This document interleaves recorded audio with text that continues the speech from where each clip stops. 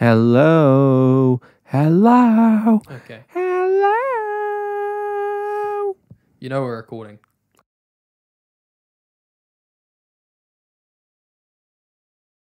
You're listening to Alternating with Eric, episode 38. I'm Connor, and with me, as always, is my buddy, my Russian martial artist friend, Erik. Hello. Yes, we're still using that. Not sure why, but why the hell not? I'm a musician and sound engineer, and as I said, Eric's a Russian martial artist. Seriously, I feel like that's just gonna come back and bite me. But Hey man, we it's gotta a brand running. you. We gotta brand you somehow. It's a running gag. Let's keep it going. See And how well it speaking of burns. brandings, we're going to talk about the brand or the franchise. We're going to talk about the character Ghost Rider from Marvel Comics. AKA today. Johnny Blaze. Well, we're going to talk about all the Ghost Riders today, not just Johnny. I've got some notes on a lot of them. So we'll get into that. So we're going to talk about today why Ghost Rider is special. But first, as we always do, how has your week been, Erik? How has my week been? Well, my week's just been same as always. I've been working this week, and so just doing my my job. I've just been working as a testing coordinator at the Department of Corrections, so I do a lot of bookings for probation officers. So it's pretty much that. It's a really fun job, and it's far more relaxing than my previous one. So I'm able to just sit there and just do some significantly interesting work. It's different, but it's a good kind of different, and still very interesting, and still a lot of fun to work for corrections because you do get to learn quite a bit. Huh? You work in Law and Order from what it sounds like. Not that close. Rest of my week, I've just been doing my usual thing of trying to make sure I lose a bit of weight because I gained quite a bit over the summer period. As you just heard, Connor was petting his stomach, trying to tell me, look at me, I have also gained a bit of weight. I lost lots like last week, and then I put it on like straight after, like I did 2 massive Asshole. walks, and then Yeah. and then I just No, but I'm trying to kind of step it up a notch. Yeah. The best thing right now is that I don't have to drive to and from work. I can just walk there. So that's given me a significantly better, way to travel, as well as save me up on petrol.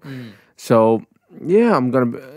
And it's kind of been noticeable on my own bank account, which hasn't been hit this week too hard by the petrol prices, or by the amount of petrol I needed. But in terms of, I guess, outside of life and more into the anime manga type you of can thing. just talk any geek stuff that you've been Well, watching or playing. Oh well, I'll start with that one because that was my main shtick. Previously, I finished reading a manga called The Quintessential Quintuplets. Okay. I can't remember the complete Japanese name, but it starts with like go to something. I remember. Is it like written in kanji, katakana, hiragana? Like what's the? I If think it's kanji, it could be a senchuru or something. No. Oh, it was written in hiragana. I was written I was just in thinking it hiragana. might have a lot of like borrowed words in there or something. Anyway, I'm not sure. You've heard of the No. You haven't? No. Okay, so it's basically like Nisekoi but better. And you know what Nisekoi is. That's like the one where the girl is like from a mob family and the dude is not.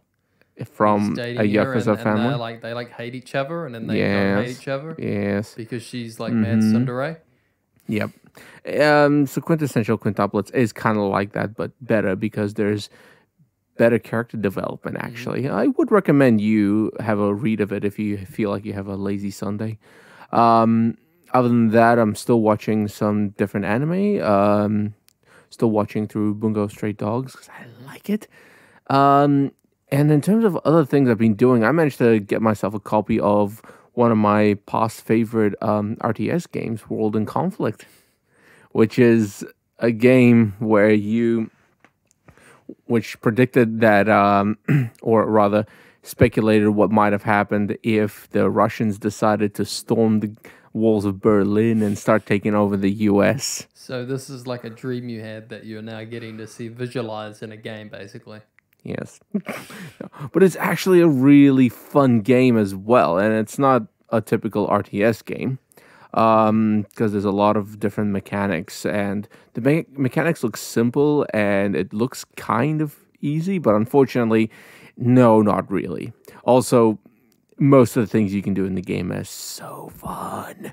So that's been me. Other times I've just been grinding on World of Warships because that's been fun. And yeah, that's pretty much been my week.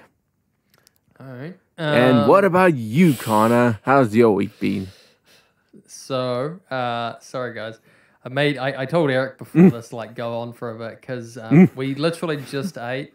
So if you hear my stomach like processing, I guess, or me like, if you're like, sounds, that's just me like still processing a big amount of food. It almost sounded like you were gonna make that same joke that Gabriel Iglesias does. What's that joke? He I'm not familiar with he does. Gabriel. Gabriel Iglesias, that's the Mexican Yeah. comedian. He makes a lot. He makes a lot of jokes, especially about how he eats and processes food. And that's I was just gonna mention. It sounded like one of his jokes, but I can't remember which one it was.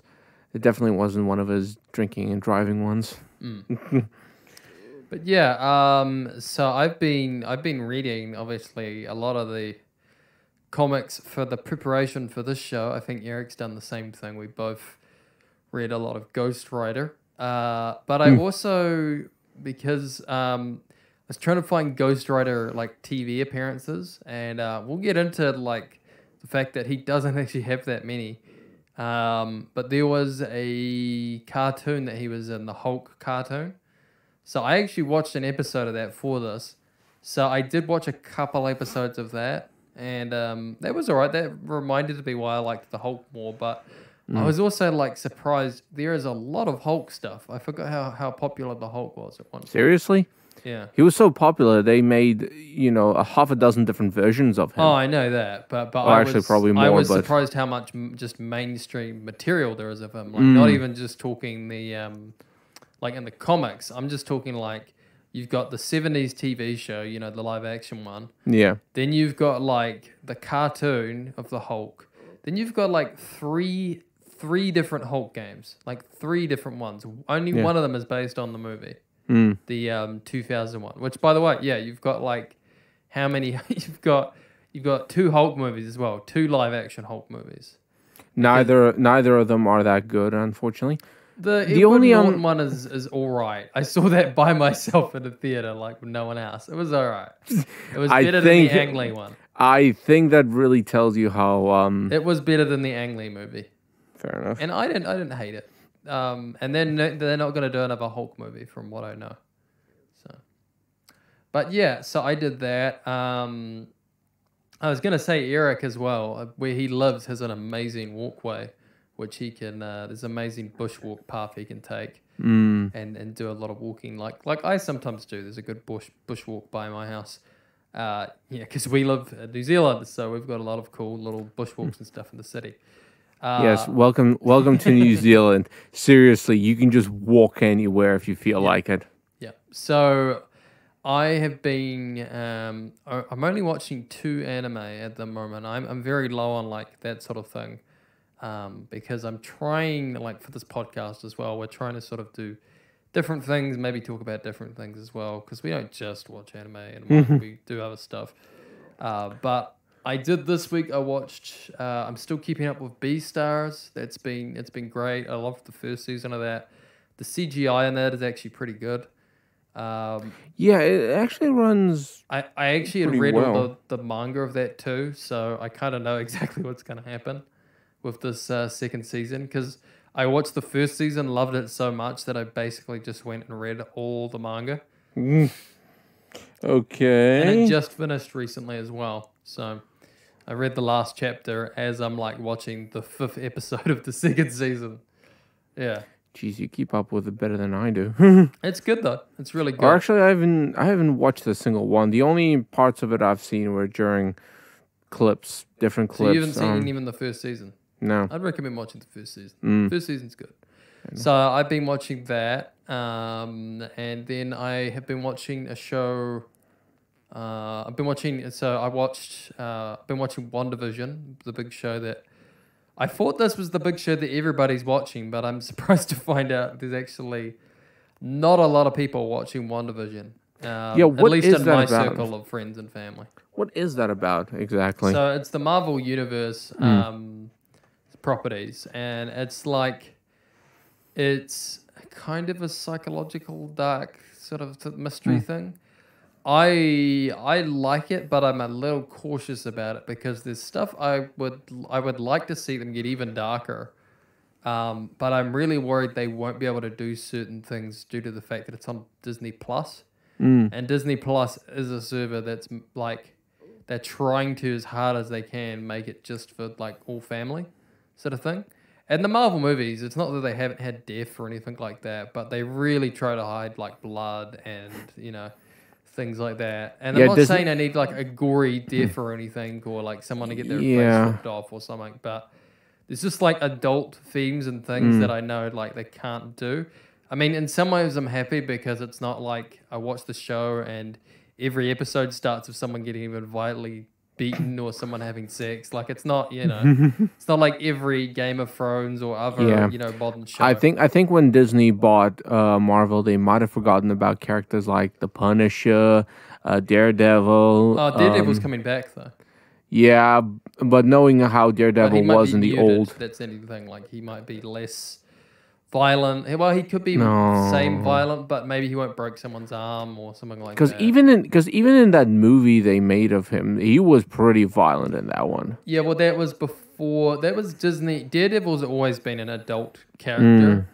And the other thing is they're going to do Moon Knight apparently, and I'm not that familiar with Moon Knight, but from what I know, he's kind of like Batman, and he's kind of dark too. I would imagine. Like, Moon Knight, he's not like really a goofy character, so I don't imagine they'll be able to like censor too much of him. He's not a super adult character, but Moon Knight is kind of supposed to be this sort of I don't know, lone guardian of the galaxy kind of type character. But yeah, they're this WandaVision show is like basically, I don't want to spoil it too much, but it's because if you haven't seen some of the Marvel TV like movies, you may be out of the loop. I mean, I have seen most of them. I still haven't actually seen Avengers: Age of Ultron.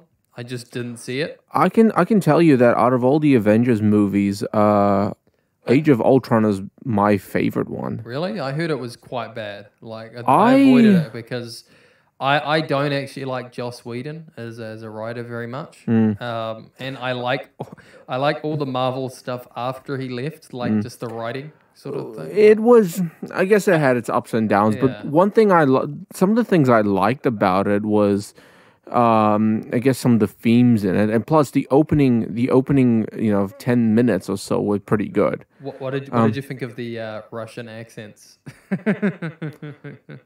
Pretty close on point. That they basically ditched afterwards because people complained about it. Well, I don't know why people would even complain people about it. People said they weren't very good, and I listened to one of them. Well, the country that was specified Serbia in or somewhere is a fictional country. Yeah. But if it's situated in Eastern Europe, then why do people need to complain? Most of the people in Eastern Europe speak pretty close to what is defined as a Russian accent anyway. So I think it was just because some people thought it sounded a bit like cartoony, a bit like wolf and squirrel kind of Russian. So a bit like that. If it gets out a laugh, it means it's doing something well enough. I think they're not supposed to be goofy, though. That's the thing. Yeah. I don't know. I personally was not a big fan, from what I saw, of Quicksilver in that movie. Because they appropriately named him because he was quickly in the movie for a couple minutes and then they killed him off because Fox was like, no, we're doing an Evan Peters one and he's the best part of these X-Men movies. But to be fair, I think the Quicksilver in the X-Men movies was definitely the best one. Yeah. Because Well, he's in WandaVision. is he? Oh fuck! I just spoiled something, but fuck it, he's in WandaVision. I really hope, and this is why I'm worried with Marvel because they may not do this. So we're going to be talking about Ghost Rider today, and one of his arch enemies is Mephisto. Now Mephisto is also an enemy for Wanda as well, the Scarlet Witch. Now there is a toy leak or something, like an official toy for WandaVision that had a Mephisto drawing on it, like a Mephisto thing. So he may be the villain for WandaVision.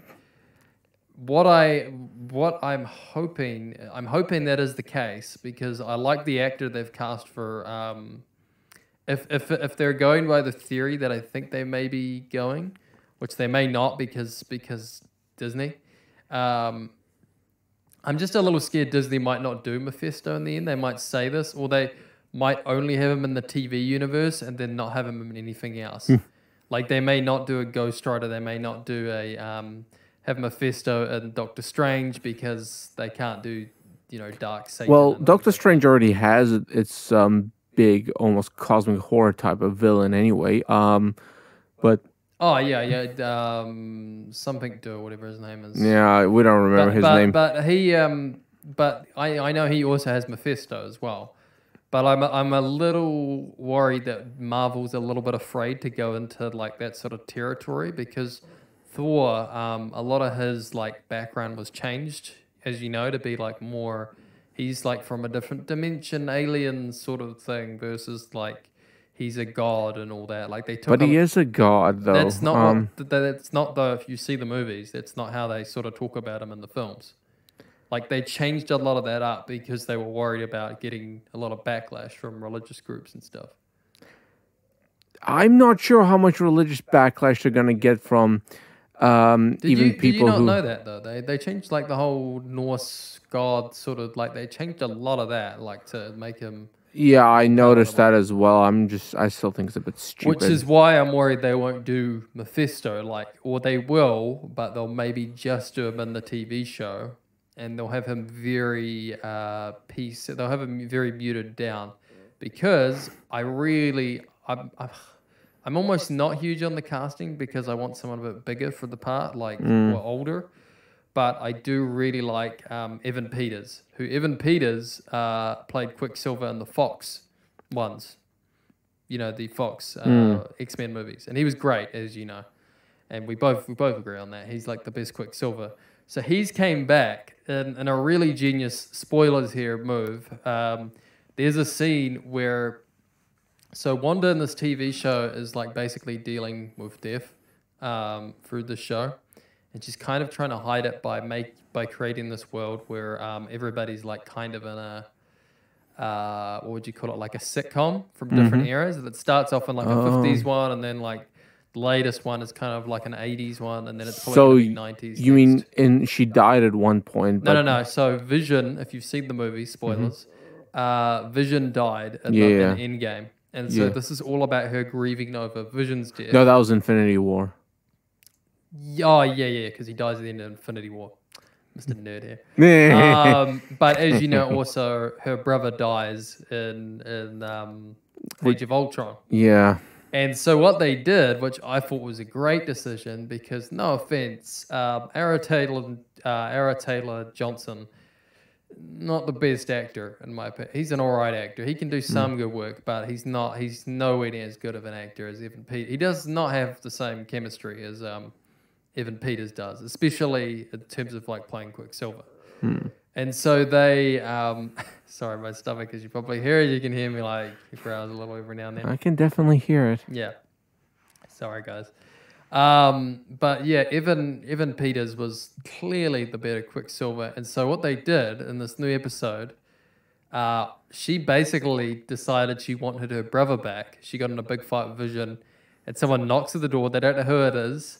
And it's Evan Peters as Quicksilver back again. And they basically said, oh, she's recast Quicksilver. I thought, oh, that's a genius way of phrasing it. They basically took the Fox version and basically it's like, yeah, we like Evan Peters in the Fox version, but now he's just going to play, Quicksilver. which I thought was great. And what I would like to see, I don't know if they will do this, but I would love it if they turn the tables and he's Mephisto the whole time. Because what you may know Evan Peters from as well, because I know you watch the show. He's also an American Horror Story as well. Really? Yeah. So, because what seasons did you see? You saw... I can't even remember. You only saw one season, didn't you? You didn't see... Probably, yeah. See, this is a shame now because you wouldn't have got to see how great he is as an actor. Because he's like a young Johnny Depp. Yeah. He's like Edward Scissorhand, like that sort of like 90s Johnny Depp, basically. I would describe him as.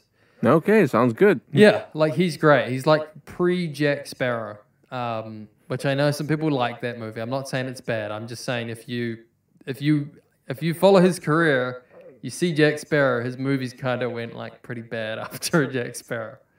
Like he kind of stopped giving a shit after that. Can you really tell if he stopped giving a shit? I feel like he made less good movies because Donnie Brasco is like, I think a little bit before that.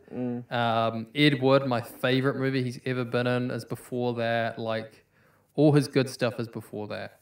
And Evan Peters is kind of like that. And he's an American Horror Story. An Asylum, he's like a good guy. He's like a country boy that gets sorry guys. He's like a country boy that gets gets kidnapped by aliens, and then in multiple seasons he's like either he's like multiple different types of murders and bad people. Damn. And in Hotel he's like a Walt Disney. Well, if Walt Disney was a hotel owner that murdered people in his hotel. Jeez. And he plays it great. Like he's really interesting and charming in that show, and kind of scary at moments. So I would love to see him play Mephisto. My only thing would be like So we're going to talk about the Ghost Rider movie today as well, because I rewatched that. And a lot of people's criticisms with that movie, and maybe mine a little bit, is I think his name is Deathheart, or Blackheart. Blackheart, Mephisto's son. He's obviously really young, and Mephisto's kind of supposed to be a little bit old. Like I kind of think Mephisto maybe should be played by an older actor. Wasn't the actor that played old enough, or was it? Well, in the movie, in the Nick Cage one, yeah, the actor was. We'll get into that. He's the right age, I think. But Evan Peters is like, he looks still like his 20s. You know what I mean? Like you've seen him as Quicksilver. So you know how yeah. So while they probably definitely could like do some CGI and demon him up and stuff and make him look cool, I would be a little bit worried that they would like Marilyn Manson demon him up, where they just like have him still look the same, not make him look any bigger or intimidating. Just basically make him like a goth kid. Like I really don't want to see that version of. I don't think anybody wants to see that. You know, I don't want to see like Cradle of Filth Mephisto. I want to see like big bruiser, scary, red Mephisto. Like I want to see that. So either they cast a different actor to play him, but maybe keep Evan Peters' voice, or they maybe have someone. I don't know. I do think it'd be a great twist. So I've been watching that show. Sorry for spoiling it for some people, but it is a reasonably fun show. And honestly, Vision and Scarlet Witch are like my least favorite characters in the Marvel universe. Did not care for Elizabeth Olsen much as an actor in those movies. I thought she wasn't that great, but she's doing good work in this. Like I'm liking her way more in this. There's a side she gets to play of the character that I think she just plays better in this than she did in the other movies. Like I think she was great in Civil War, but just in some of the other movies I saw her and I was like, I'm not too big on this Scarlet Witch thing. Didn't feel that sorry for Vision in the movies. Now I kind of do a little bit more because the series is making me like care a lot more about Vision. It is a bit different when there's more time and effort, and it's more focused on Paul Bettany, who's actually a really charming actor in this, and could be. I didn't know how much I wanted to see Paul Bettany in like an old school sitcom. Especially like the black and white one, he gets like the timing down and the mannerisms and stuff down. It's great. So I've been watching that. Another show I've been watching is a show called Your Honor. It's got Bryan Cranston in it. A lot of people didn't give it a go because they watched like one episode and they're like, oh, this is just Breaking Bad. And I was like, well, just because it's a crime show with Bryan Cranston sort of lying and being a bit manipulative doesn't necessarily just make it a Breaking Bad character. If he was trying to make and deal meth to heal himself of cancer, then yeah, it's pretty much a Breaking Bad clone. This one is so a hit and run happens. His son accidentally hits a guy on a scooter because he's having an asthma attack. And this kid who he hits, who like he falls back and he hits his head on the pavement and he's like bleeding out and he's coughing out blood. This guy turns out to be Rocco Baxter. He is the son of a famous New Orleans mobster in that area. So Bryan Cranston finds out about his son and he's like doing all the right things. He's like, what happened? What did you do? Because this guy like tried to help him. He was having an asthma attack. He tried to call him. He couldn't because he was having an asthma attack. He went to his car, grabbed his inhaler, puffed it, tried to, and then saw that the guy died, didn't know what to do. He just left him there and then drove off with his phone and just hung up on the 911 call. And then went to a garage station where they called him again to see what was going on. Which was kind of funny. It was like, oh, 911's actually doing a really good job at these shows. Which also, got to bring this up.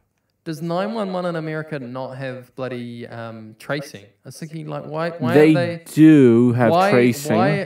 Because they kept on asking, "Where's your location? Stay on the phone. Tell us your location." The thing about the tracing from 911 centers is that it does get a bit funny. So sometimes they should be able to now, though, especially like now, just be able to be like, okay, we can tell you, and they should be able to tell what an asthmatic sounds like as well. I just thought that was a little bit stupid. I was like, they should be able to trace them down and be able to get there. And also, this guy like has an asthma attack and he's fine for like, he's not like, well, he's not completely fine. He's like walking over the ground and he can't really stand up, but it like it feels like hours that he's like moving around, like crawling across the ground, like trying to get his inhaler. I'm like, dude, you'd be passed out at least. Like you wouldn't be dead, but you'd pass out by this point. Like you wouldn't be able to, you know. So a little bit disappointed by that. And I don't think it's like 100%. I understand why he did what he did, but at the same time, like I do think he maybe he could have waited around. But basically, he does this. Goes to a gas station because he's out of gas. And this whole thing, the reason he had an asthma attack is because he was trying to put a photo or something in an area where his mum, I think, got shot down or something, and some gangster guys were coming out and they were going to basically chase him down, and he crashed his car and all that, having the asthma attack because he's panicking. And then he throws the phone in the river, and then he tells his dad this. His dad's like, yep, we're going to go to the police. We're going to get this sorted. And then he sees the grieving parents, and yes, it's these two it's the mobsters, basically family. And he goes, okay, we're not doing this. We're not going to the police. We're not going to say anything. You're going to tell me like more about the story. We're going to figure out like how to basically, you know, make this look like you weren't there because there isn't really that much proof, I guess, like, you know, other than some things you find out later on.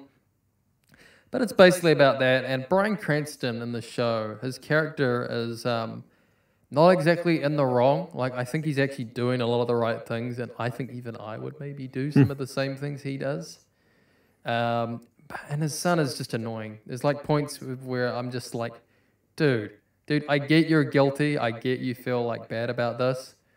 But like, dude, if you go to the police and tell them what happened, and you know, like, while I do feel like, especially when there's another guy being convicted, I get like that. I get why you want to confess then. But there's a part where like before someone else gets incriminated and involved in this, but they don't know who it is, but he's still like, oh, I've got to go tell them. I feel bad about this. I'm like, okay, I get it, dude. But at the same time, like, you're going to hurt more people if you confess to like doing this.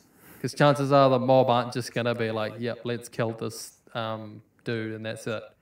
They're probably going to kill your dad and then they're going to attack you afterwards. Like, you've killed their son. Like, they're not going to go that easy on you. No. But Doesn't basically, sound like like it. this whole thing unravels and it gets pretty nuts. As I said, the son was annoying me a little bit to the point where I almost was gonna stop watching the show because he does something really stupid, like really, really stupid, where he starts dating the sister of the dude that he like hit and run. And at first I was like, that's a stupid decision. And then the girl started talking and like I got a better look at her. And I'm like, okay, but I understand. I understand why you're doing this. I get it now. Probably gonna watch a couple of episodes because she's pretty cute. I get what you're doing, dude. So you mean she's likable enough as a character that you? Oh, dude, I would hook up with her. I would totally date this girl. She is my celebrity crush at the moment, if I'm being honest. Your waifu, as it were. She is best girl. There we go. And she is like 20 something. So I don't have to feel, because these characters are like meant to be teenagers, but you know how it's like they're teenagers, but they're played by 20 somethings. Yeah, that's been Like my favorite thing is like the dude in the first episode is hooking up with his teacher.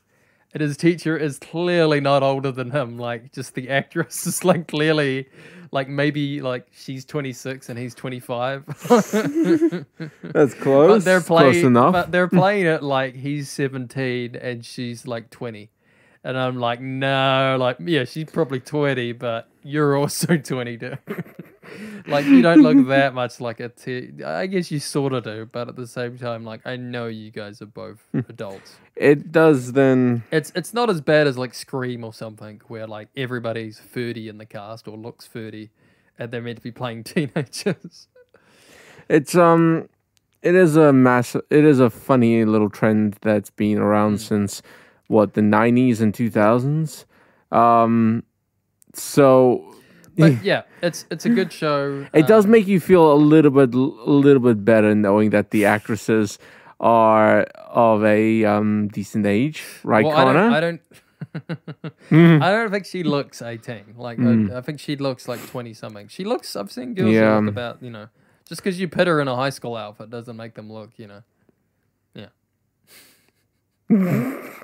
Sorry, I do think as well the reason they do that casting, like casting older actors, is because they know, like, oh, we might have to have a sex scene in here because, you know, 20 teenagers are going to come see our violent, you know, horror movie or whatever, or teen flick, and we can't have actual teenagers do this, or else we're, you know, be basically showing, you know, so yeah.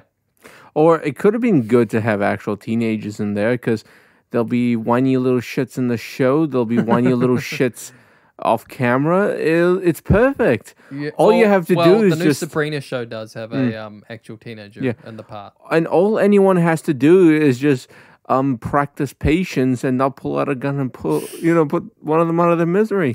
But yeah, I'm watching the show. I'm like, I finished all the episodes. I was gonna stop watching it like episode 5 or 6 or somewhere around then, but then they introduced this girl, and I was like, okay, I will give this a couple more episodes. Connor, I think it's your brain that's supposed to make decisions like that, not your penis. I wasn't thinking like, oh, I want to bang. I was just thinking like she's really cute. Yes, you were. There were times when I was watching this though, and you'd maybe agree with me on this, where I was like, the dude was such a bad boyfriend in some moments. Like, she's upset about something, and I'm like, dude, you have a chance to like put your arm around, hug, like make her feel better. Yes. And I'm just watching, and I'm like, what are you doing, man? She's right there. Yeah, you're way too into this. Dude, I'm sorry, man. Like I was, you know. I mean, sometimes with these shows, I'm just like, I'm rooting for the dude to go with, you know, the girl, like best girl scenario thing. Not because I'm interested, but because I'm like, well, that girl's alright looking, and I think my dude has good chemistry with her, you know. Yeah. Like sometimes it's like that, but in this situation, I'm watching this show, and I'm like, okay, I want that. I don't mind that this dude's with, you know, this girl, but like, you know, I wouldn't mind being. I'm just watching it, and I'm just like, yeah, I know why you're doing this, dude. I get it. Fair enough, yeah. I do think you're an idiot because that girl finds out that you're the one who involved in the hit and run after all this stuff that's happened. Oh, it's gonna make the relationship a lot more complicated. But yeah, so that's Your Honor, which I've been watching, and Nice. it's on to 8 episodes now, and there's gonna be another 2 coming out. So yeah, but that's what I've been up to. I've been watching that, been watching Beastars. Yeah, basically doing that. So that's been my week. We'll be back after the break, and we'll be talking about why Ghost Rider is special.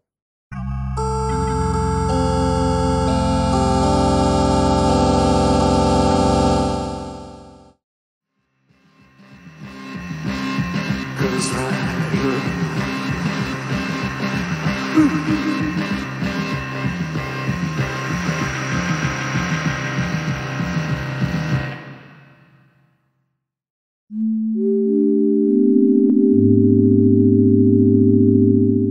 And we are back from our break, and we're ready to talk about Ghost Rider.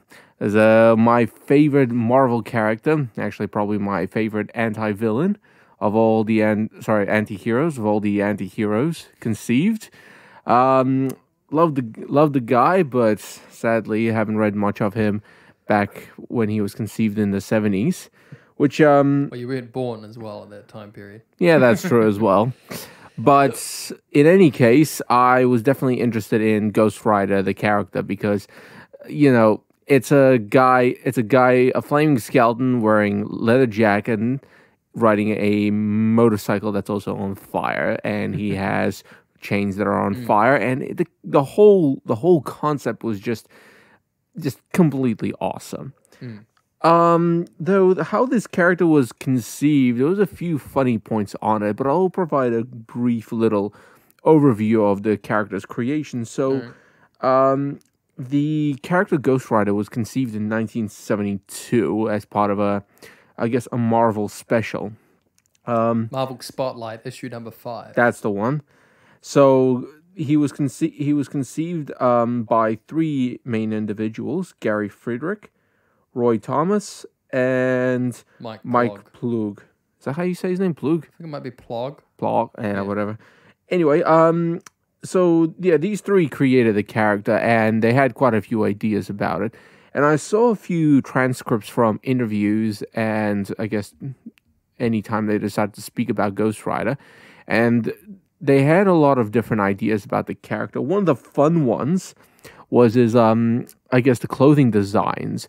And one of the ideas came from Elvis Presley's clothes that he wore during his 1968 50th anniversary. The comeback. That's the the comeback show. Yeah, And I looked up what Elvis Presley wore then, and I thought, yeah, that's pretty bloody close. But the controversy came from, I guess, the arguments that came between all these, these 3 guys, and about who thought up the idea first. So I think the main arguers were Friedrich and Plug, because they argued between each other to say, I invented Ghost Rider. No, I invented Ghost Rider. So that was a bit of a weird thing. So I think even to this, further down along the line, they always argued with each other about, who created Ghost Rider and who didn't. So, and the other funny thing I found out about Ghost Rider was that he was created during I guess you could say, a bit of a brainstorm over what villain they should include for Daredevil. Oh. So yeah, that's right. So they were trying to think up. That. Yeah, so they were trying to think up what villain should we give Daredevil, and as it turned out, then they thought, oh, well, we got a character, and the way you've described him, maybe we should just make him standalone character. And there you go. And I guess one last thing I'll include was it kind of tied into the whole concept of Ghost Rider, and something that Connor will get into a bit more, but there's a couple more important names. Tony Isabella, who was one of the... I didn't know that. Yeah, he was one of the early writers for Ghost Rider. And Jim Shooter, I probably butchered his last name. Schuster, Pretty sure it's Jim Schuster. Schuster. Oh, okay. He's a pretty famous Yeah. writer. I wrote his name, but even I can't read my own writing. My bad. Anyway, Yeah, Eric's got handwritten notes that I'm just using my phone. yeah, So. pretty much.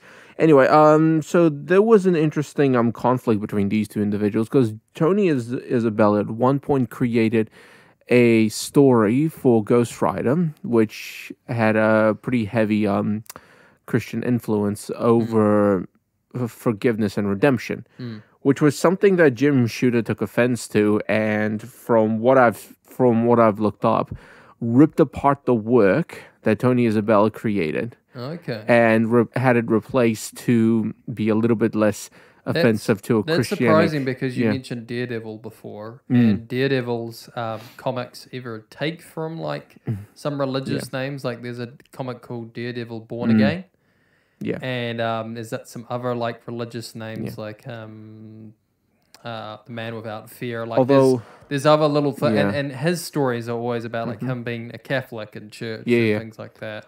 But So it is it was a bit of that a, they didn't want Yeah. to do that with that's Ghost Rider. that's the funny part because Ghost Rider, as you'll probably explain, Connor, is heavily, is pretty heavy on the Christian, symbolism of Christianity and hell, heaven and hell. Yeah. There's always a sort of conflict between these two massive forces when it comes to Ghost Rider. Either Ghost Rider is siding with heaven against hell or siding with hell against heaven.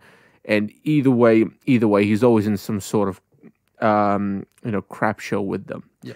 So to have this sort of, a guy like Schuster, whatever the hell his last name is, I'll call him Jim S. To have a guy like Jim S. take offense to something like that is a bit weird, especially in a story that Tony Isabella created as a sort of 70s, redemption, so. as a sort of redemption arc for a guy, for a character like Ghost Rider, who's had to sell their soul to help someone, which we know could always be a good reason for redemption, because unlike some supernatural characters, Ghost Rider did not sell his soul for a candy bar or to have somebody's wife, his ex-wife killed. Yeah. He did it to save a family member. So to kind of rip apart a story for redemption of a character who did that is a bit weird. Anyway, So yeah, Eric's talking about the Johnny Blaze, which was the first sort of version of Ghost Rider. There was a character, so there was a Western. So the name Ghost Rider is taken. I was surprised Eric didn't come across this. It was actually taken from another Marvel character from like a Western comic they'd written back in the day, or one they were writing at the time, who was called Ghost Rider, and they changed that to the Phantom Rider. Now the Phantom Rider, those who have read Ghost Rider, knows his story didn't actually stop. They still, I think, wrote a couple Phantom Rider things, and I think he even crossed over a bit with Ghost Rider. But one thing I'm surprised you didn't really talk about, and definitely one thing that Marvel definitely does that less so DC. So Marvel, some people have talked about this a lot already. Marvel would definitely cash in on like popular things around the time period, or things that were popular that were like like a lot of things that had became popular that were gonna be so like the reason we have I can't remember his name, the man of Kung Fu, the character, I can't remember his name at the moment, Shang-Chi, the man of Kung Fu, Iron Fist. The reason we had those characters, and the reason we had Luke Cage, and the reason we had Luke Cage and Iron Fist team up, is because blaxploitation movies and Kung Fu movies were getting popular in the 70s. Yeah. Due to like grindhouse cinemas and things like that. So the reason we have Ghost Rider, and the reason Ghost Rider was probably like the big inspiration for that, you mentioned Elvis, which was not something I necessarily thought of when I first read it. The biggest thing I got from it that is probably 100% definitely an influence is Evel Knievel. Evel Knievel was this big famous stunt driver from like the late 60s into the 70s, and he jumped over like the Grand Canyon and things like that. And Johnny Blaze's story like hugely centers around him being this his family and him being like stunt drivers and jumping over like massive trucks and things like that, which is stunts Evel Knievel did. The other thing that like came out around the time was there was obviously a very famous movie with Peter Fonda about like biker culture and bikers driving and things like that. That was very famous at the time, very sort of popular underground movie that kind of brought about biker culture in like a bigger way into the mainstream. Obviously, I believe there was like a lot of biker gangs as well coming out a bit more in the 60s and 70s, the Hells Angels, things like this. So we were obviously getting a lot of that like coming about right before Ghost Rider's creation and probably around the time Ghost Rider was being created, which may have been in like the late 60s, early 70s. Yeah. So having all that like coming about, coming around would have definitely been one of the big influences for Johnny Blaze as a character. And most of the characters as the Ghost Rider are all like characters that have some sort of plot of vengeance, the spirit of vengeance, basically taking them over, creating this demonic being. And so I read all the, I think Eric read just mostly Johnny Blaze's run. Yeah, pretty much. Yeah, so I read Johnny Blaze, I read Randy Reyes. Sorry if I get that name wrong. Yeah. He's the one that has a car, not a bike. And then like he has like a what'd you call it? Like a muscle type car, like one of those American Chevy. I think that's the one. Yeah, I think I know that one. I think they created him. Isn't that the Ghost Rider in the Agents of Shield TV series? Yep. Yeah, I know him. Yeah. So he's been like the latest sort of most popular one, and then there's obviously there's been a number of them, but today I think we're mostly going to focus on Randy. We're going to mostly focus on Danny Kitch. I think that's how you pronounce his name. And Johnny Blaze. Now I know some people say we need to focus on Danny's mother because I can't remember her name, but she was also a Ghost Rider at one point. There's been at least 2 female Ghost Riders. Yeah. But while there is stories and stuff we could talk about with them, we're mostly just going to focus on the 3 main male ones.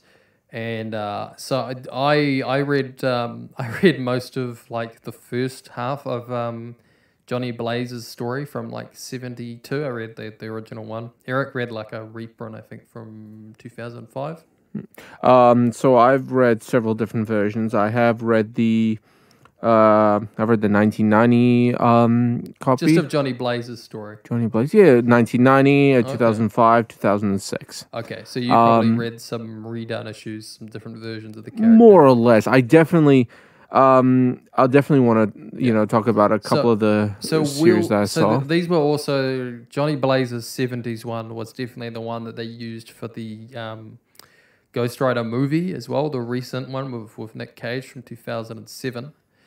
So Johnny Blaze it's quite one of the things the movie I'm going to get into did really well was actually simplifying and getting rid of some of these overly complicated details from the book. So biggest problem being the fact that Johnny Blaze's dad, I think his name's Barton Blaze, he's a famous like stunt guy.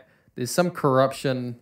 He gets kind of killed off like in a sort of similar to how Daredevil's dad gets killed off. Like he's working like as a thing and then we don't even really hear much about it. It's just like, oh, there was some corruption. He got killed.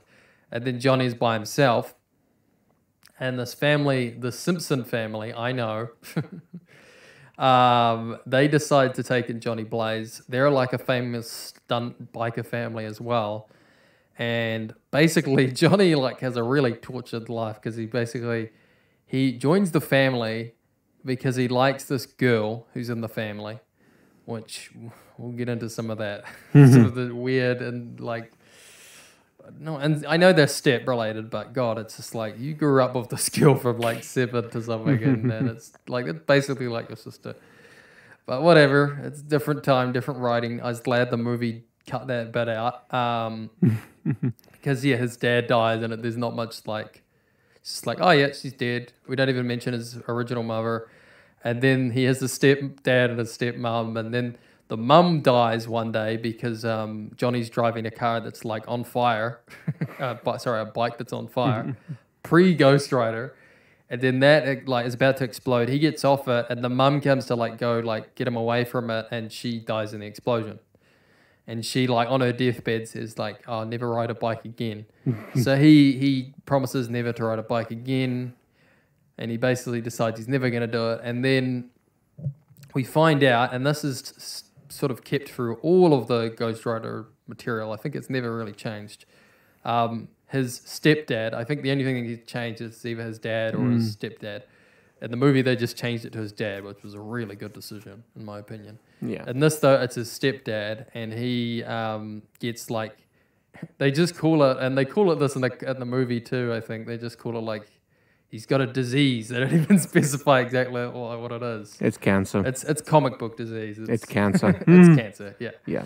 Yeah, in the movie it was a little bit better because they show him smoking a lot, and then he gets cancer. Although one thing I do want to quickly mention is that it really depends on which issue and which which rider works on Ghost Rider, but there's always a different family member that any of the or either Johnny Blaze or any of the others have lost and have had to sell the soul for. So it wasn't just a dad or a stepdad; it was an uncle, a brother, a Johnny best Blaze's friend. story. This has always been the... Oh, even Johnny Blaze has had different variations of a family member dying, or getting hurt, or getting cancer. I just can't catch a break. The thing is, because the Ghost Rider stories do revamp about as often as any other story does. Yeah. It gives them an opportunity to kind of include a different family member and see how that works. And get the weird step family relationship thing out of it. I mean, that's what they did for the 1990s issues. So they did that because it's the one thing that like it's just weird. Because in one of the 1990s issue, it was apparently the Ghost Rider is a curse that's passed down through the family, and so Johnny Blaze's mother had to abandon him. Yep. And his sister, who were adopted into the family. That sounds like the Danny Kitch story, because that's like also Danny Kitch's one, I'm pretty sure. I think it is still Johnny Blaze, but it might be Danny Kitch. Yeah, that sounds like Danny Kitch. In case, yeah, it's pretty much it's that version where he has biological parents, but that kind of stuff happens. But basically what happens is, and this is like there's a bit of a difference between this and the movie. This is like where I think the comic actually did it a little bit better in some ways, not because they're step related, but because it's just kind of a bit sadder in a little bit of a way. Because in the comic, basically, the stepdad finds out he's got cancer, and he's kind of like in a bit of despair, and he's really angry at Johnny Blaze for not driving like his motorcycle anymore, because he's like, you could have been, you could have replaced me, you could have been this great biker, but you refused to do this, and he's just furious at him. Even though Johnny Blaze has got a good reason, he's not doing it because his mum, like he promised to his mum. And we basically, this is where it gets a little bit weird in 70s, like you find out he just has books of the occult. And he's just like, yep, I have all these books of the occult, I know how to summon demons. Very like 60s, 70s Ouija board sort of, style thing. He's got the skull with like the that you see in like motorcycle and like the what would you call it? It's like the goat skull or whatever it is. Like the goat skull. Yeah, he's got one of those. Like he pours candle wax or whatever it is over it. Yeah, and here's another version that we have. He summons. Yeah, that's another version that we have of Ghost Rider being born. No family dead. Yep. Just John. Just any either Johnny Blaze or any of them. Yep. Basically going, well, I feel like worshiping the devil tonight. Let's see what happens. Well, that's kind of his thing. He basically makes a pact, and Mephisto appears and basically makes this pact with the devil. He says, hey, can you remove this disease from my dad? And he says, yes, I will do this. But even in sometimes, exchange, I will take a payment. But even sometimes that's not the case. There are versions where, it's because some people screwed the character over, and so he goes to the devil and goes, these people screwed me over, give me some power to take him down. Bam, Ghost Rider. So there are some parts where it's not a family member dying. But this one was Johnny Blaze's. He wants to save his dad, and so he wants to save his dad. But what's sad about this is in the movie clearly show that he knows he's escaped cancer, and he's been to the doctors, and they're like, oh, your X-ray's great, and you're all healthy as a horse and stuff, and he decides to do this crazy stunt because he's just like, I'm healthy, I can do this. In the book, though, it's sad because he's like, I'm gonna die. I might as well do this big stunt. He has no idea that his cancer's gone now, that he could actually live. Yeah, yeah. And he basically decides to do this crazy ass stunt that he probably won't survive even with the devil's luck or whatever, you know. But he basically decides to do this, and yeah, he does this, tries to do this massive jump over, like, they look like Mercedes, like massive as lamp, like rich, like old school Mercedes, like at least 100,000 of them. This stunt is actually referenced in the film because Nick Cage does like a similar stunt, but it's over a bunch of trucks. So he does the stunt. He basically like crashes into one of the cars and then is like instantly dead. In the film, it's kind of it's weird because he dies through like a flaming hoop, and you don't see him be like, I'm burning or anything. He just like he kind of like falls down. And I think he like snaps his spine or something. You clearly see him like go through the flaming hoop, and the flames touch him, and yet he doesn't like burn to death or anything. He just, I think it's supposed to say he landed so hard that something happened to his neck or spine, and there you go. Yeah, in the book, he just crashes and dies on impact, basically. Or his bike explodes. Yeah, it's or something he goes like on that. fire. It's something like that. In the film, they like try to give him like a send off, basically. It's kind of schmaltzy. But that's basically how they did it. And the film, one of the biggest differences in the comic book, he willingly signs the agreement and puts his name and everything. In the movie, he's not too sure about it. And then when he gets the contract out, he accidentally, his hand swipes across the paper and a bit of blood drips on the contract. And the devil goes, well, that's good enough, and then takes it with him. Which is more creepy. And I kind of like that, actually. But it is a great reflection of how modern day contracts work. You know, if a business is shady enough, they'll accept anything as a signature. Well, even if you sneeze on it, they're like, "Yep, signed, thanks." So let's go. So let's talk about. So I want to talk about the big difference between Mephisto in the comics and Mephisto in the Nicolas Cage movie, because there are some differences, and there's things I like and things I sort of don't like about it. So Mephisto in the comic books, he's clearly taken from the old Faust Mephisto story.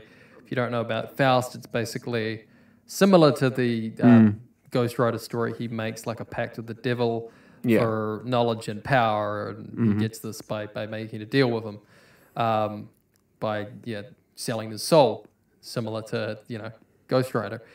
In the movie, I got more that while they do call him Mephisto, there's less of a vibe that they're sort of taking from those sort of roots, and they're heavily, like very in your face, heavily like setting it in like the crossroads in the south sort of thing, making it very southern, because they're clearly taking from like the devil goes down to Georgia, the Robert Johnson, I sell my soul for music and that sort of thing. Yeah. They're clearly taken from that. There's a lot of hints of that. They cast Peter Fonda because he was, in that famous biker movie we talked about, like he was an icon for that. So, and he's great. He's actually the best part of the Ghost Rider Nicolas Cage movie, which I'll just talk about that here since we're already, briefly mentioned it. The first 20 minutes of that movie is great. The first 20 minutes where it's not Nick Cage, it's not the Ghost Rider yet, where it's just him and it's Peter Fonda being this like creepy version of the devil. Like you're watching it and you're like, oh, this movie could be really good. Like it's decent. It's got some callbacks to the story. They got rid of the weird stepbrother thing. It's not just him like discovering cult stuff. The devil like just creepily knows about him and just comes in and he's just like, I like your stunt driving. Why don't you sign this contract? Like he's very like he's very like an insurance salesman. Yeah, well, like the southern, he's like the way they describe it, like with the Robert Johnson thing. They basically sort of say it as like a metaphor for like the white man coming in, take advantage of the black artists, and then taking all like the royalties and stuff from their music, like. it's essentially like selling your soul to get the power and stuff. Pretty much. That's sort of what's happening here. This is like a snake oil salesman essentially coming in. That's And I thought that yeah. was great. As soon as Nick Cage comes in, he's okay, like in the first half. But then as soon as they introduce Mephisto's son, can you tell me the name? Blackheart. As soon as they introduce Blackheart, the movie is shit.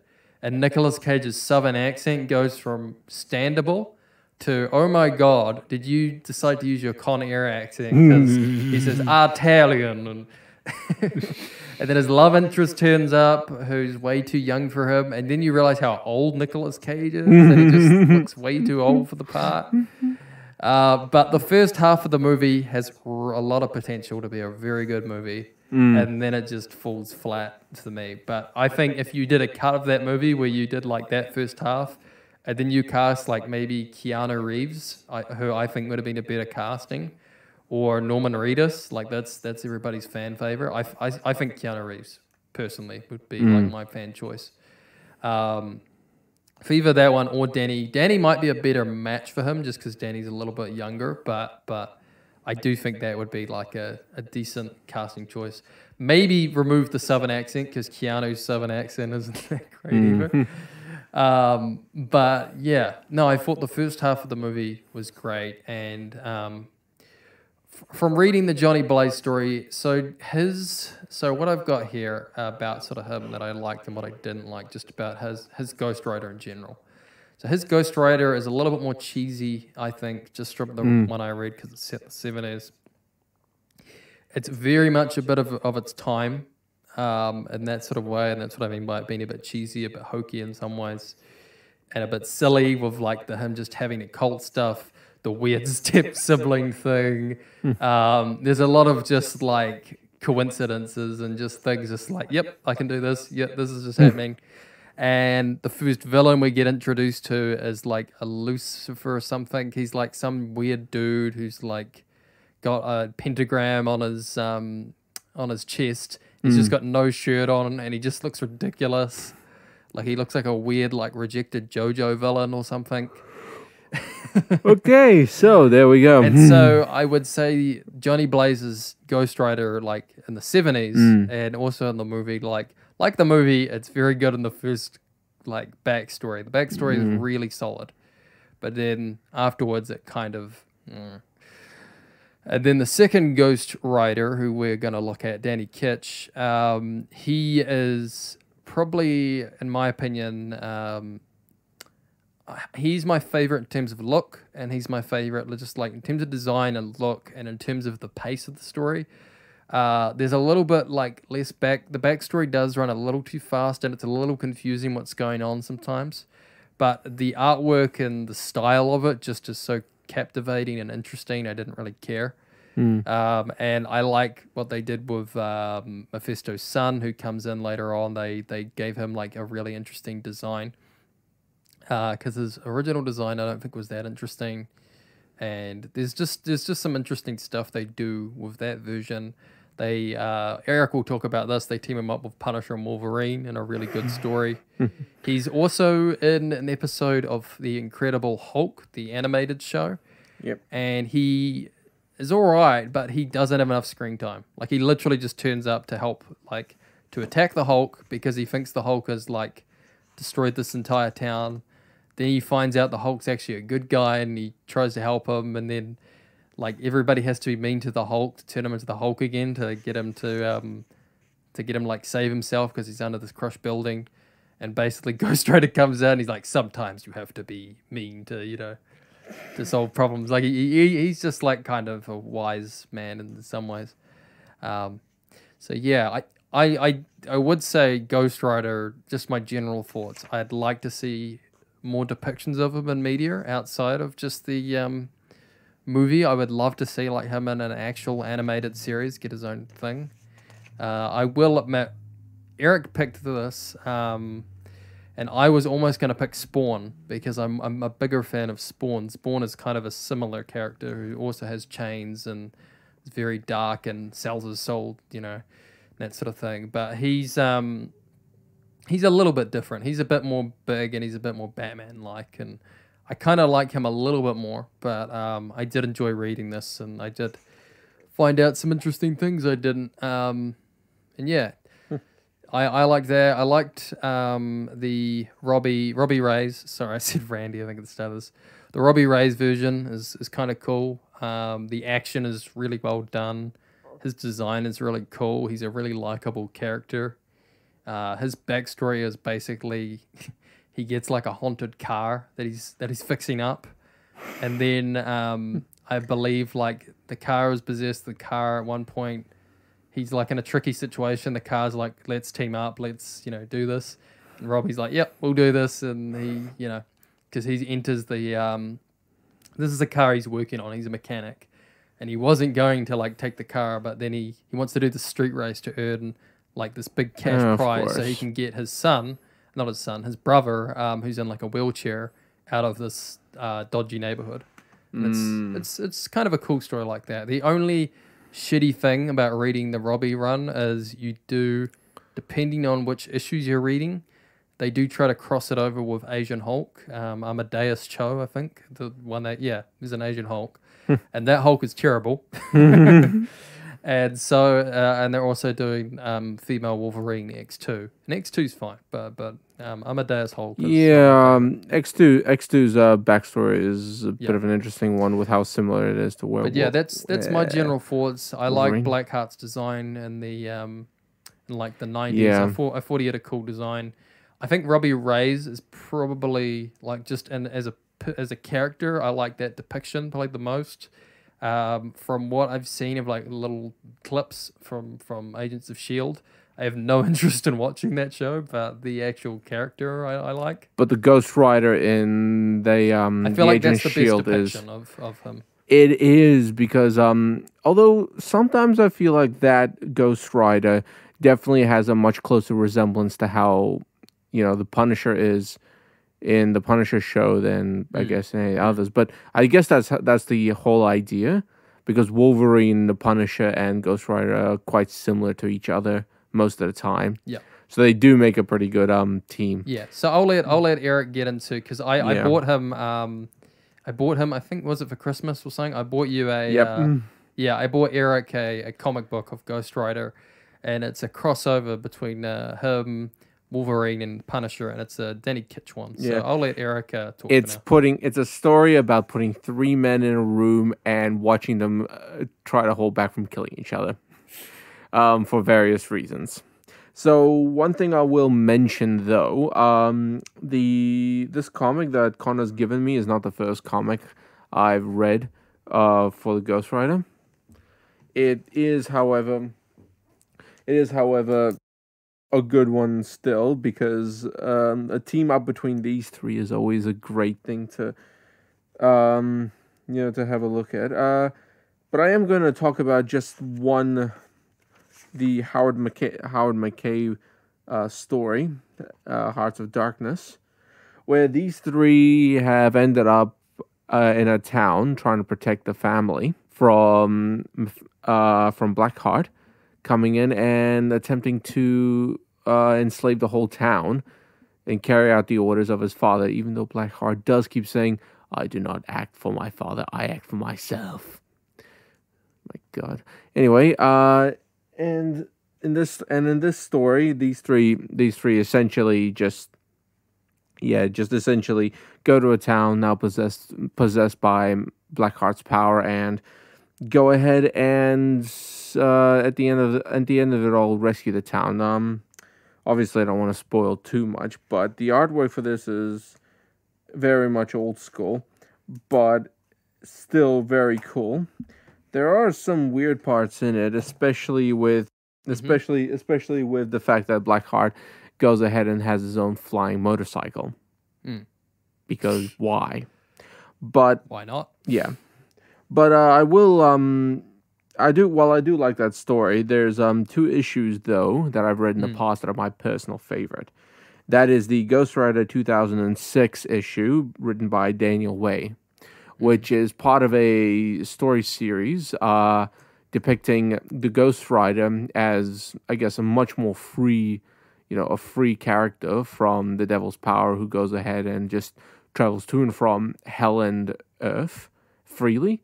And the devil sees this and attempts to go the same way, but because that sort of method is only safe for the Ghost Rider, the devil unfortunately gets split up into 666 pieces.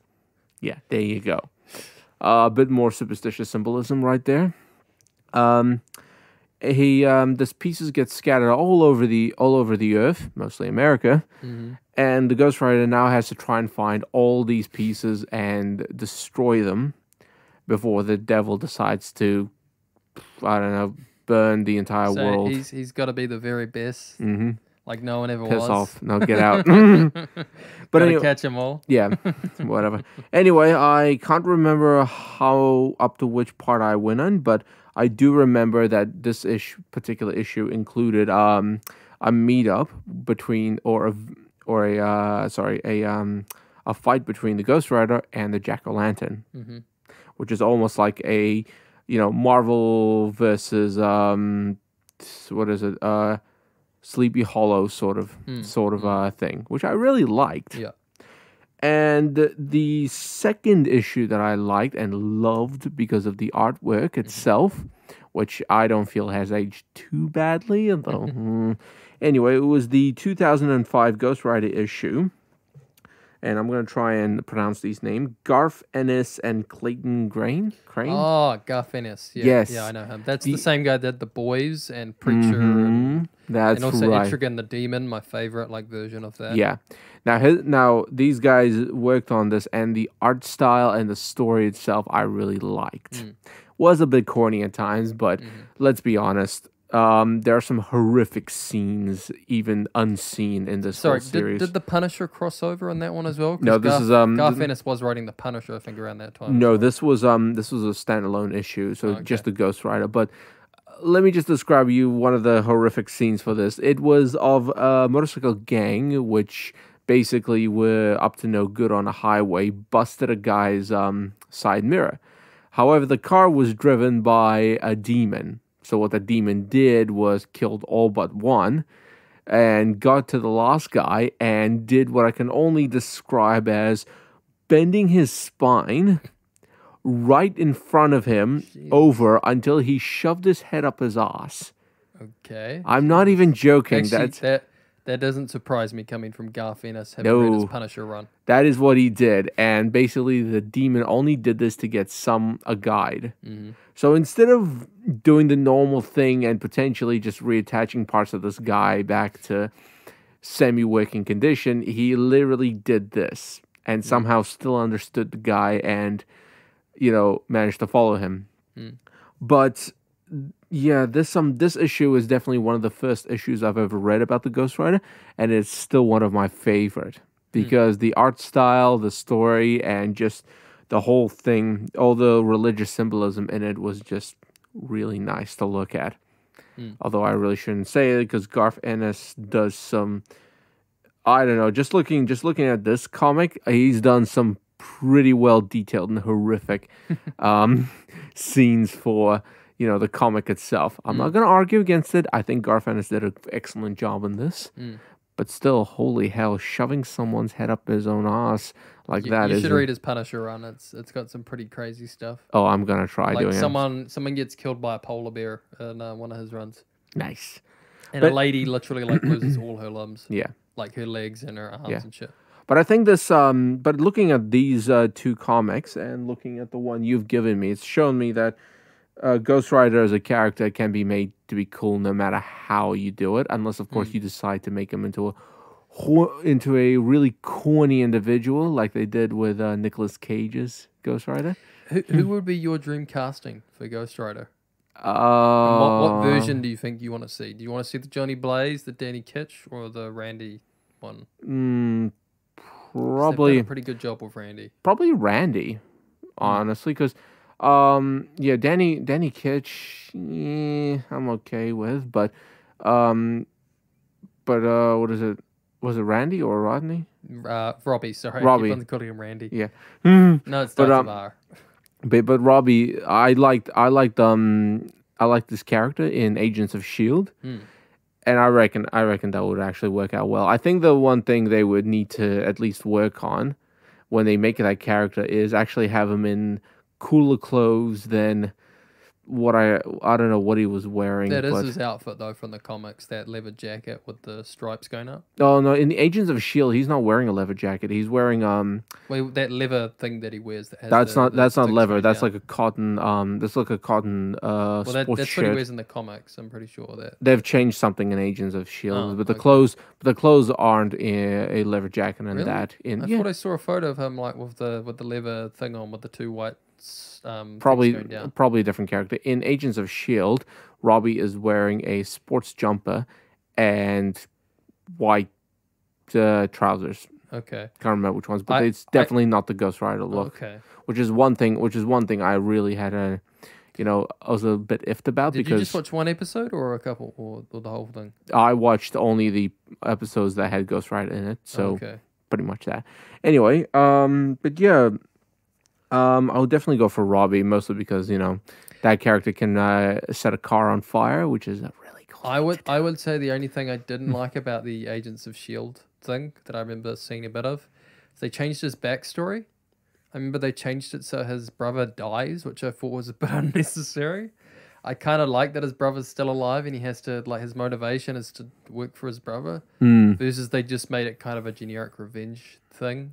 Yeah, And but I mean that's kind of they kind of just stole Johnny Blaze's story and updated it, which I didn't like as much. well, I guess that's the whole thing on around Ghost Rider, right? You don't usually if the formula keeps working, then Yeah. you don't need to change it too much. But I guess in this case with the Ghost Rider, he's definitely a character you can create a lot of great legends and symbolism around because of his own association with heaven and hell. So with this being the case, Ghost Rider has and always will be one of my favorite anti-heroes because let's face it, a guy wearing leather who's also on fire on a motorcycle that's on fire, always a cool thing to watch, unless he's being played by Nicolas Cage, in which case it does become a bit of a. What do you think of my Keanu casting? Are you for that or against that? Because I think I'm Keanu a little bit against that. Really? Because you worried he's going to be. Whoa.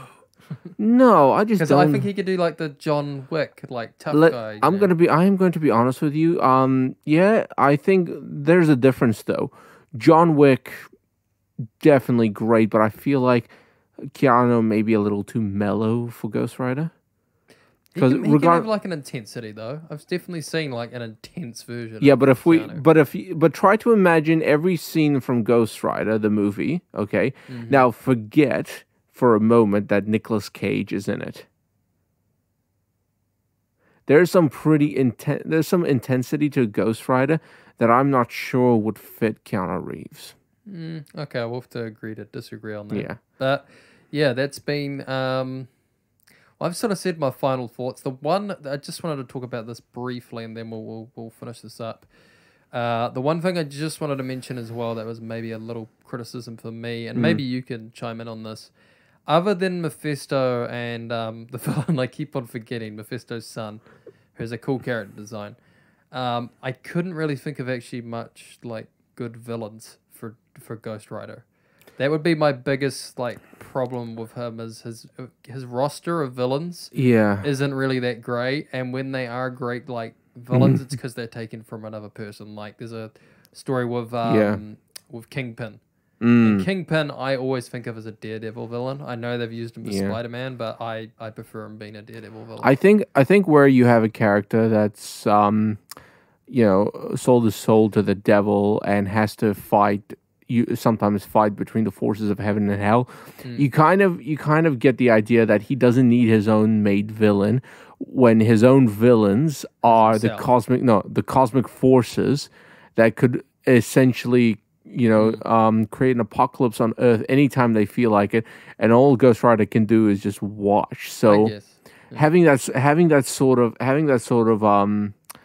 overarching villain there over Ghost Rider is just. I think that's enough. All right. Well, we're gonna Catch you guys later. This has been our episode of Alternating with Eric, episode 38 about Ghost Rider. Eric, where can they catch our episodes? Well, you can catch our episodes on Spotify, labeled Alternating with Eric. You may also go to our Facebook page with the same name and our YouTube channel. With the same name as well. That's right. Yeah, and I also have a Instagram page, insert Connor here. I occasionally post the episodes up there to let you guys know. That's where I post just basically everything. If you want to see what I do as a person as well, you can see like I'll post some music I do, some other people's music, just something I might be interested in. So yeah, you can catch us there. I don't think there's any other social media things that Eric, unless Eric's got a secret Twitter or something I don't know about that he's. I feel like I should stuff. just join up Twitter just to kind of follow some Twitter handles. But I don't use it, to be honest, that much. So I don't know. I feel like there'd be some interesting Twitter handles to follow, but at the same time, I think, why though? But yeah, this has been episode 38. We'll catch you guys later. See ya.